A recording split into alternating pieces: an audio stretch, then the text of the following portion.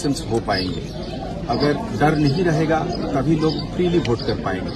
अगर खौफ नहीं रहेगा तो बंदा इलेक्शन में खड़ा होने का जरूरत करेगा नहीं। तो अगर खौफ रहेगा चाहे किसी भी साइड से, फिर आम आदमी जैसे आप हैं, मैं हूं, मतलब मैं अपने को इसलिए कह रहा हूं कि कल जब मैं वर्दी से बाहर चला जाऊंगा या कहीं जहां पे मैं यहाँ डीजी हूं जहां नहीं हूं वहां पे तो मैं एक आम नागरिक हूं। कल अगर मैं जरूरत करूंगा कि मैं भी इलेक्शन लड़ूं या वोट डालूं तो उसके लिए एक बगैर खौफ वाली एक माहौल बननी चाहिए। उस माहौल को कैसे हम बरकरार रखना चाहेंगे, उसके लिए हमें इस चीज की फिक्र है और हम उसको मेंटेन करने के लिए कभी कभी हमें उस चीज को लेकर पत्थर भी पड़ते हैं, पर हमें इस चीज की एहसास है कि चीजों को दुरुस्त रखने के लिए, सड़क को शांत रखने के लिए, एक बेखौफ माहौल को बनाने के लिए हमें कुछ लोगों के खिलाफ कार्रवाई करनी पड़ती है। Sir, any message to the masses? Sir, any message to the masses and the police down the lines? So the message from a police officer, be of whichever rank he is always this, that please accept this. We have to be tough against some people. Police by definition is law enforcement. आप मेरे से आज इस वक्त बात कर सकते हैं क्योंकि आपको पथराव नहीं था, आप आए मेरे पास, टाइमली आप आए। आप जब जाएंगे आपको उम्मीद रहेगी कि आप घर में पहुंचेंगे, बीच में आपको खलल नहीं पड़ेगी, आप किसी तरीके की परेशानी में नहीं आएंगे, अचानक कहीं किस जगह पे फंसेंगे नहीं, कोई आपको रोकेगा नहीं, टोकेगा नहीं, मारे।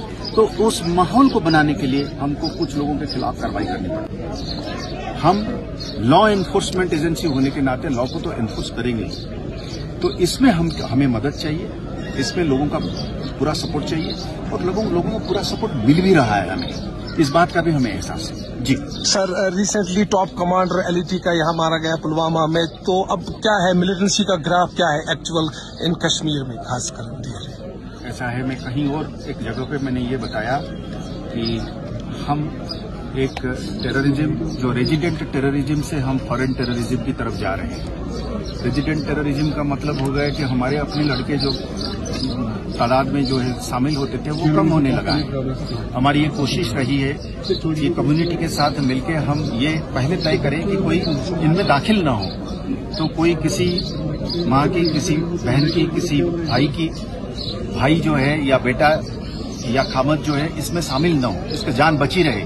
और जब इस तरीके का कोई भी रिक्रूटमेंट होता है, हमारा पहला ये कोशिश रहती है कि गया क्यों, उसको कैसे रोका जाए। तो उस जो कोशिश है उसकी वजह से आज आप देखेंगे कि तादाद में कम हो गया है। जब तादाद कम हो गया है तो जानें बच रही है, जब जानें बच रही हैं तो घर आबाद रह रहा है, जब घर आबाद रह रहा है तो वायलेंस कम हो रहा है। हम ये चाहेंगे कि ये किसी की घर न टूटे, कहीं पे भी किसी के घर के आंगन में कोई भी किस्म की बातमदारी न हो।